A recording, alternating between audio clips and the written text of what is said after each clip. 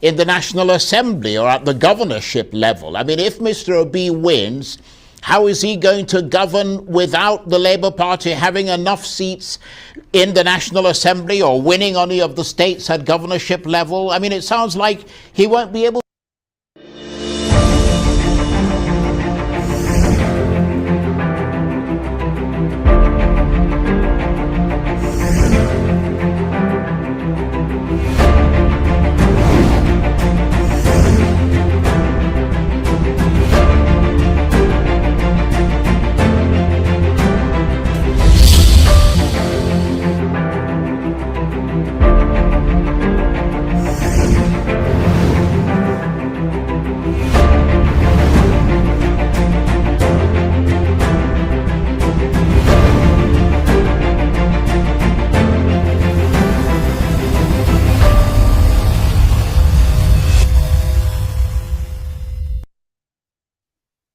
Yes, good day, my viewers, wherever you're watching from. Welcome to another edition of Insightful Solution plus Reliable Life.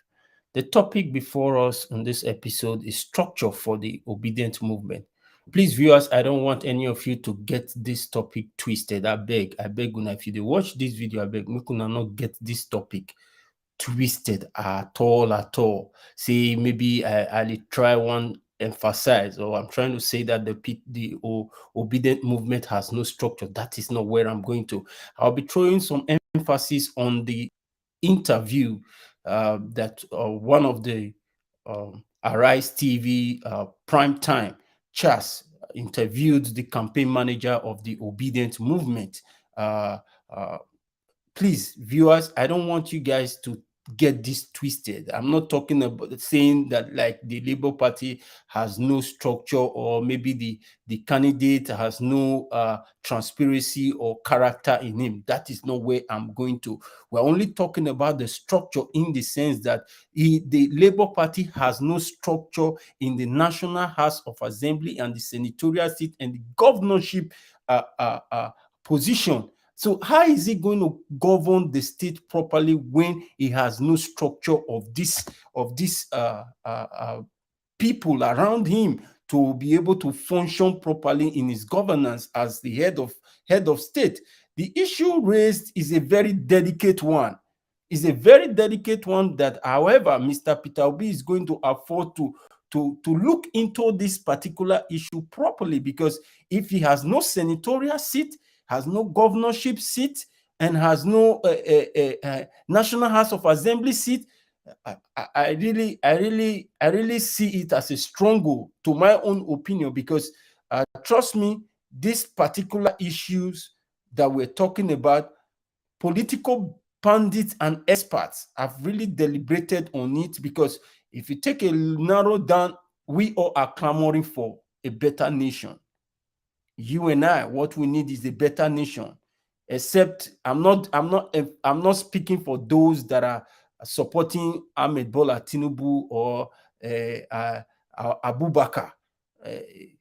Those are not the people I'm talking to, because anybody supporting these two candidates, I see them as people that doesn't want progress in that country, because these two persons in question, they has clause, a big clause that we can attach a lot of things to, because anybody supporting them, I see them as people that are supporting them for their selfish interest, but not for the growth of the nation, because we need a turnaround in that country. We've been set back for years.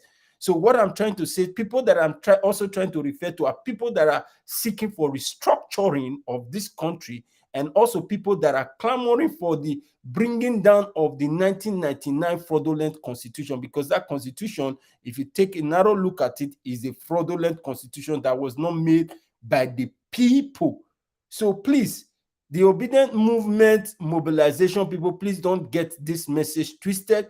I'm not against you, or rather, I'm not saying that Peter Obi has no character or integrity, but I'm just trying to want to emphasize on this particular issue, because it is very difficult. It is a very difficult process to be a president without having all these bodies, structures around you the senatorial seats and the governorship, and because whatever principles, whatever laws you'll be making, at least you have backup. You understand my saying? And now the INEC have ended the registration of PVC. So most of you people that are shouting obedient, obedient, hope you guys have been able to obtain your PVC, because if you have not, it's not only you clamoring for the movement, but rather you are not prepared.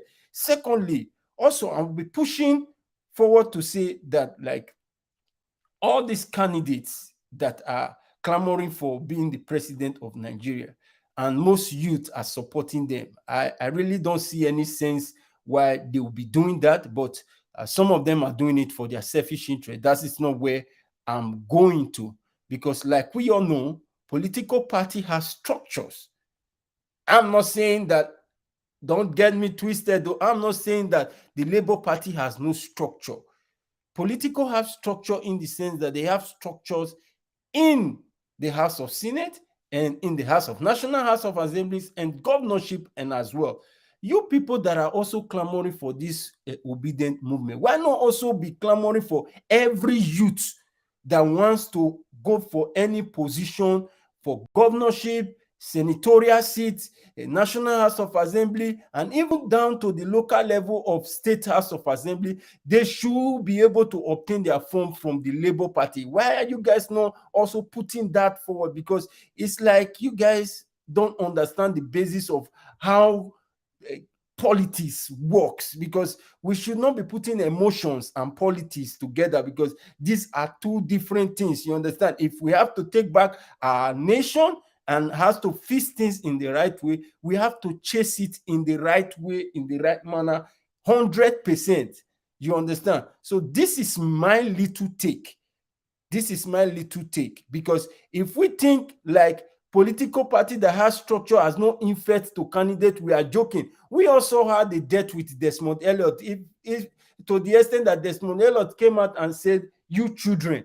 It wasn't his fault. Desmond Elliott, that we know too well, was the guy that did well in the Nollywood industry, that was also clamoring for something better as you and I. But when he got there, because of those political elites and the political party structure that he came out from, he was being used. I know he's regretting his action. That's not where I'm going. So my own take is this: if you are making this obedient movement, please also be clamoring for the senatorial seat, House of Assembly, governorship. Be making it known to those people that are purchasing form from those other political parties, because most times you always say we are not voting for the political party, we are voting for the candidate. Listen, there is 99% of political party influence on their candidates. That is why Peter Obi left. We all should be imagining by now, if Peter Obi was given the opportunity to be the presidential candidate for the People's Democratic Party, we wouldn't have been giving him this attention we are giving him now. So let us pay proper focus on what we are chasing, so that it will not look at the end that we are chasing over what will come out and say, "Oh, we thought he would have been the person we wish to." You understand? Because if he has no structure where he's going to make laws and policies of where he's going to work for him, trust me, he's going to struggle all through his tenure. And strongly through his tenure has automatically made him a failure. And that is not what I'm wishing him. I wish him well, because I see him as a man of integrity and a man of character. And that is why I'm coming out to make this video, to educate those that are mobilizing for obedience. We have to chase whatever we are chasing with wisdom, with knowledge. We shouldn't just be chasing it as if we are putting our emotion first. This is politics. Politics is different from every other thing when it comes to family or whatever. But when we are chasing anything that has to do with politics, we have to use our discretion. We have to follow tactics of political structure and make it well organized, in the sense that we are living a structure that is going to improve every of our sector as a nation. Thank you so much, viewers. If today is your first time of coming across this TV channel, can you do us a favor by sharing, tagging, subscribing, and please don't forget to turn off the notification button, so that whenever we're dropping a video like this, you will be the first person to be notified. I'll be playing you that clip now from the prime time Arise by Charles interviewing the campaign manager doing Okokwe. And I'll see you same time on this same station on my next video, and bye for now.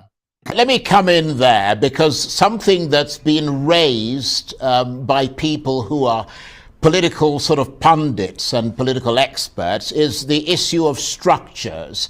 Because, I mean, you may have Peter Obi, but obviously he's part of the Labour Party, and you don't seem to have people from the Labour Party who can win seats in the National Assembly or at the governorship level. I mean, if Mr. Obi wins, how is he going to govern without the Labour Party having enough seats in the National Assembly or winning any of the states at governorship level? I mean, it sounds like he won't be able to govern comfortably. Charles, Peter Obi is not a Cinderella candidate. He's a real candidate. And the Labour Party is not a lame dog. The Labour Party, we may not have our full-fledged number of membership of the National Assembly, but we have not been playing. We will at least field candidates in nothing less than 80 to 85% of the seats available. And we are going to also, in similar vein, field about, 85% of the governorship and the House of Assembly membership. So we are not going to be naked in power.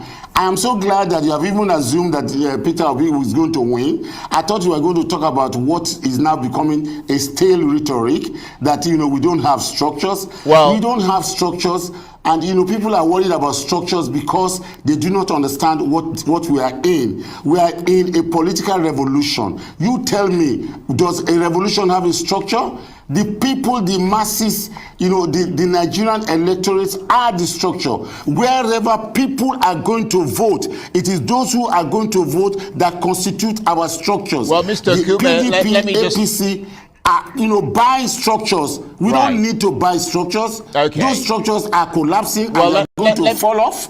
Let me make something clear, though. We're not assuming by any stretch of the imagination that Mr. Obi is going to win the election. We're saying if he wins. So it's a hypothetical. If you do, you will have been correct. It's a hypothetical. It's a correct assumption. Yeah, but it's not an assumption. It's a hypothetical situation. So let's be clear on that, because the election hasn't taken place, so we can't predict. Hypothesis. Right, but can I ask you this? Can I ask you this? In terms of, because I mean, you've talked about the broad strokes of this. Let's return to the Labour Party, because in terms of ideology, Peter Obi appears to be a capitalist. I mean, you talked about him running a big firm and all the rest of it in the UK quite a few years ago. Does he share the same philosophy as the unions, for example, that dominate the Labour Party and are often socialist in their outlook? You go and check history.